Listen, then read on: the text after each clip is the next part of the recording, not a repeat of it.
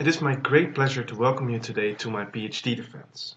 I'm happy that regardless of everything going on, I still have my loved ones here with me in the audience, and I also extend warm greetings to everyone watching over the internet. Thank you for being with me today, wherever you are. This part of the defense is the one I have looked forward to the most, even though it will likely be followed by what will be the longest 45 minutes of my life. Rather than telling you about my research, I would like to tell you the story of my dissertation. So without wasting any more time, let me set the stage for what is to come. Once upon a time there were two guys, which we will call Gus and Hugh. Gus is this dependable, predictable guy. He has clear preferences and opinions, and you would never find Gus backtracking on anything he said. Gus has this amazing capacity to always know everything, even when faced with risky situations. Now, because of this, his friends often call him Economic Gus. Hugh, on the other hand, is much more like you and me. Rather than always being consistent, Hugh may change his mind about things or has inconsistent preferences and opinions. Sometimes Hugh makes decisions based on little information or lacks the self-control to resist short-term temptation. Hugh dislikes risks and hates losing even more. We will call him Hugh Man. Now, why tell this story? Our friend Economicus resembles in many ways the assumptions made in traditional economic theory.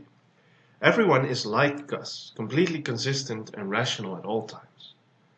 This makes our lives as economists a lot easier, as it allows us to build theories and models about the real world with ideal people, without having to take into account individual differences.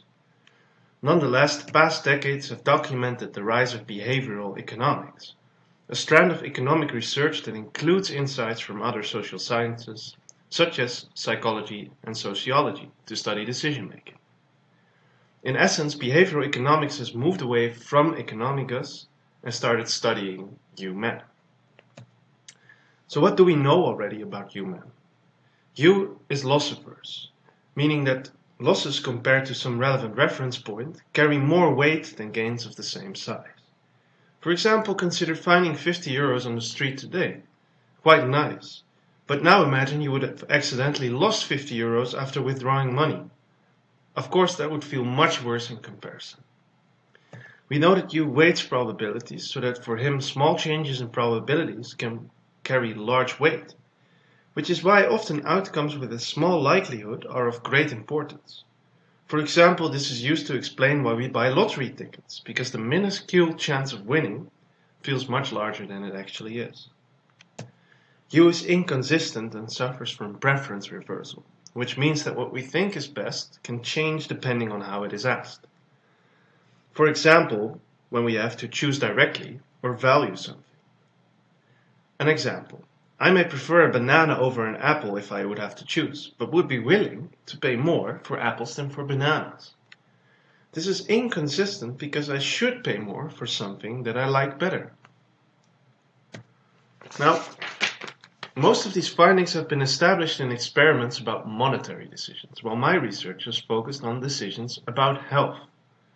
In the first part of my dissertation, I've tried to extend some of these classic findings to decisions about health in a series of behavioral experiments. So what did our research tell us about you? We first started exploring risk aversion in chapter 2. Generally, individuals dislike risking their health and prefer a certain outcome above some sort of risky treatment or gamble. In an experiment with almost 200 participants, we explored if people were willing to gamble for health outcomes with small stakes, such as a couple of days, or alternatively for large stakes, ranging from a few months to a few years. Using these gambles, we found that Hugh is strongly risk-averse for small health gains and losses, which could not be captured by traditional economic models. So we need behavioral economics to study Hugh's decision-making. In chapter 3, we looked at loss aversion in decisions about health.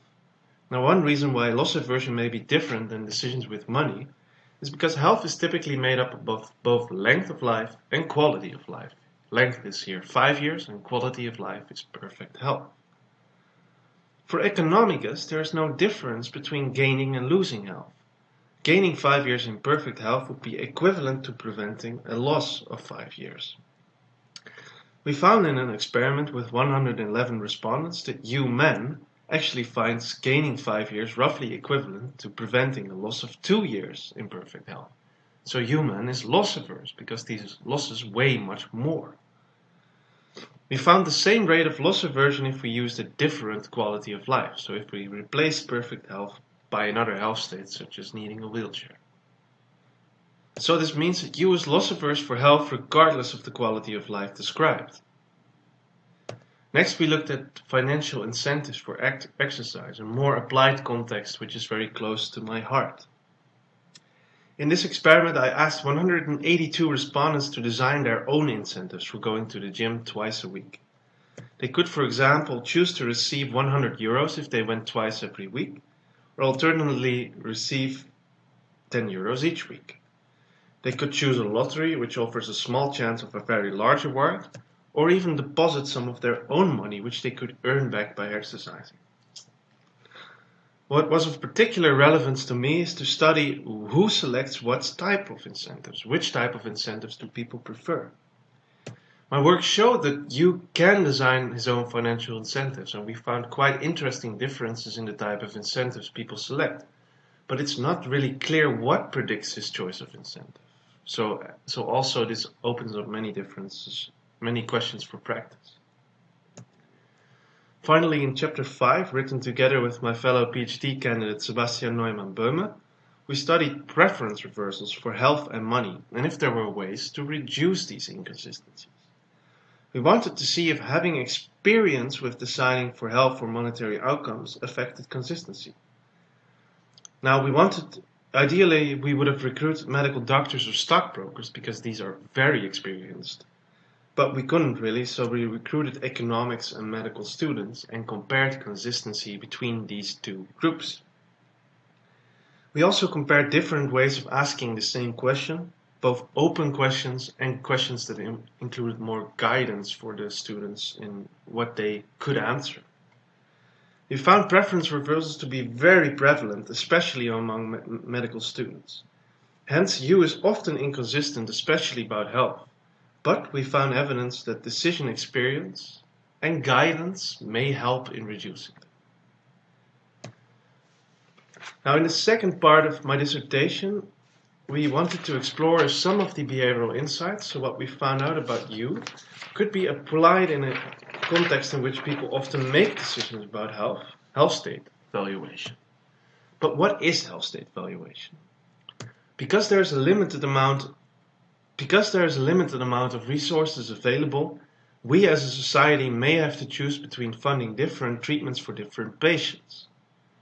Health state valuation helps us to determine how much is gained through each treatment. Imagine, for example, patients with mobility problems. Either they need a cane to walk about, or they need a wheelchair. We know intuitively that life with a cane is better, but how much better? Health state valuation involves placing these states on a scale between 0 and 1, where 0 is the value of being dead and 1 is perfect health. This allows us to make quantitative comparisons between health states. My research focused on two methods for this topic. The first is the time trade-off, which asks someone to consider life in impaired health, say 10 years in a wheelchair, and they are asked how many years are you willing to give up to live for a shorter amount of time in perfect health. Another method is the standard gamble, which also, for example, asks people to consider 10 years in a wheelchair, and they're asked to consider how much risk they would be willing to take in a treatment that gives 10 years in perfect health, or if it fails, people die immediately. All hypothetical, of course. Now, the problem that motivated my research is that for Gus, these two methods should lead to the same results, because Gus is perfectly consistent. So the value of health doesn't depend on the method.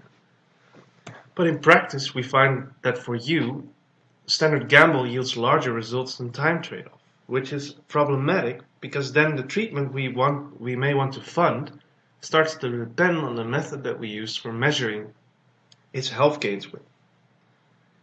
In Chapter 6, we explored the differences between time trade-off and standard gamble further.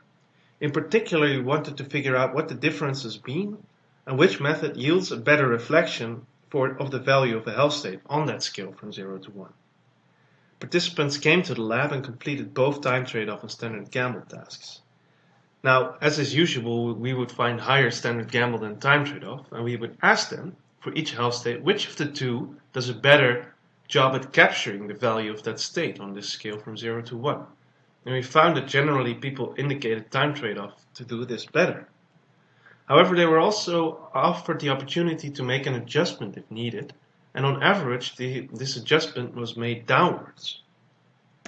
So what does this mean? It means that U feels the time trade-off does a better job at capturing the value of health, but it's still not right, because on average the values were adjusted downwards. Particularly relevant to my research is that earlier work suggested that differences between time trade-off and standard gamble result from, for example, loss aversion and probability weighting. That means that these differences exist because people are unwilling to give up life years and not very accurate in predicting the risks they would take in standard gamble. In Chapter 7 we explored if we could measure differences between people in these terms. As in most previous work, we started by asking time trade-off standard gamble, and we found that standard gamble is typically higher than time trade-off. Next, we measured loss aversion, probability weighting, and other concepts, and tried to take that into account when estimating from the decisions made in time trade-off and standard gamble the value of health. This process, which we call correction, led to lower weights, just like in the previous chapter, but these weights converged for both methods. This means that if we apply what we know about how U decides about health, the problematic difference between time trade-off and standard gamble disappears. However, the resulting values were very, very low. So low that we set out in chapters 8 and 9 to explore potential problems with the method we developed. Our conclusion based on these chapters is that although it would have a very big influence on decision making in practice, we currently cannot yet recommend it for use because there are too many open questions. In Chapter 10 we explored an alternative strategy for alleviating the problems with time trade-off and standard gamble. Earlier work had suggested that people could make better decisions when they decide with someone else as a result of bargaining, deliberation, and exchange of information that takes place. So we had respondents complete these two methods alone first, after which they would meet up with somebody else and complete the same task again, or an entirely unrelated task. However, we find no effect of deciding with others. This means that discussing with others is not of much help to you, and that if we want to tackle this problem of method-dependent health state valuation, future work should instead explore and expanding on the corrective approach we developed in Chapter 7. Before wrapping up and presenting policy implications, the following limitations deserve mentioning. My work almost exclusively used samples of students recruited in our behavioral lab. This of course made data collection easy to organize, but it's well known that such samples could harm external validity, so the degree to which my findings are representative of the other populations of you and me. Future work should include more diverse samples and work outside of the experimental lab. So what does all this mean for policy? First, part 1 clearly shows that many of the findings from behavioral economics extend to decisions about health. As such, the ongoing interest in policies that drop the assumption that everyone is rational is supported by my research. Second, part 2 shows that time trade-off and standard gamble are typically biased upwards, and seeing as these methods are continuously relevant in guiding societal decisions about health, solutions should be explored. Collectively, my dissertation shows that understanding differences between individuals is crucial. Even though many of us may be loss averse, not everyone is. There is no single human to which policy may be tailored. Measurement of individual differences could be crucial, and my work has shown that this may apply to policies such as the use of financial incentives for motivating exercise, but in particular also to the problematic differences existing between different health state valuation methods, such as time trade-off and standard gamble. Now, there is nothing left for me to do but to thank you all for listening. both my audience here and those watching via the live stream, and mentally prepare for what is to come.